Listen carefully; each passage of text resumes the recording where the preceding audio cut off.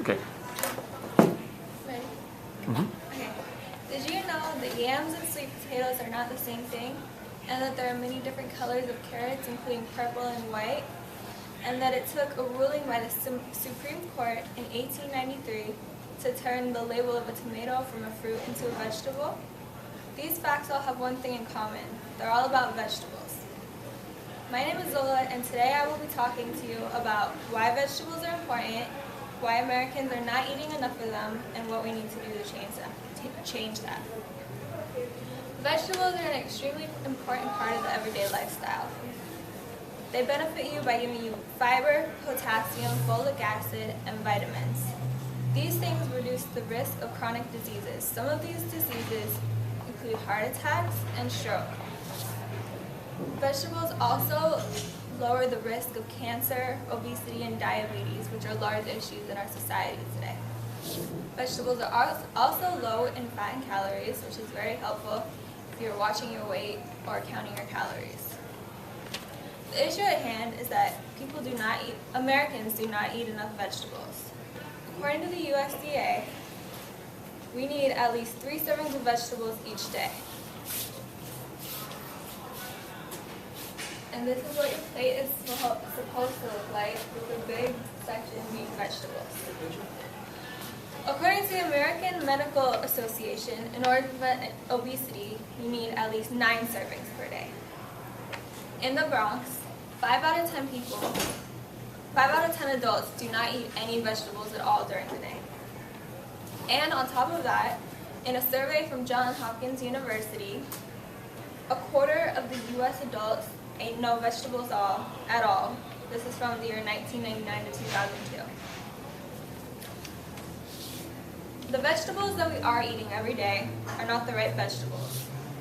For example, we turn potatoes into French fries or tomatoes into pasta sauce and ketchup. And this is a comparison graph of all the vegetables we eat. The most are potatoes and tomatoes, and then the dark green and other vegetables are way lower. And so when we turn these vegetables into French fries or ketchup or other things, it adds tons of salt, sugar, and oil, which greatly decreases the nutritional value. So, why don't people eat vegetables? There are many reasons why people don't eat vegetables. Some of the reasons include cost. We're not raised that way, and they're not easily accessible. So, for the first reason why people don't eat vegetables is cost. According to the USDA, the recommended serving size of fruits or vegetables costs $2.50 per day. I did some math, and for a family of 4, that would cost $10 a day, $70 per week, and $3,640 per year. Now that may not seem like too much money, but when you look at the USDA's weekly average cost of food for a family of 4 in March 2015, that may change. For a moderate spending plan for weekly groceries for a middle-class family, on average in March 2015, a family of 4 spent $205.60. The recommended amount of vegetables you should be eating would take up 1/3 of the grocery money. Then if you go down to a lower-class family, for the thrifty plan, the amount of vegetables that you should be eating would take up half of all your grocery money. With all the other things that you need to buy for groceries like protein, dairy, household necessities, it's unrealistic to expect people to spend 50% of their grocery money on vegetables. Another reason people don't eat vegetables is because they weren't brought up that way. Many people tend to act how their parents act. So if their parents are not eating vegetables, and their parents weren't eating vegetables, it is very likely that children aren't going to be eating vegetables, and it turns into a cycle. A third reason why people do not eat vegetables is because they're not easily accessible in some places. According to the USDA, 23.5 million people, including 6.5 million children, live in low-income areas that are more than 1 mile from a supermarket. I know personally I live like half a mile from a supermarket, and I don't want to walk there at all. So I tend to go to the convenience or corner stores that are like half a block from my house. And This is useful, but convenience and corner stores often do not sell produce or vegetables, and they often cost more than supermarkets. So we must solve the problem of Americans not consuming enough vegetables. One way to solve this is to first solve the cost problem. One way to solve the cost problem is by making community farms.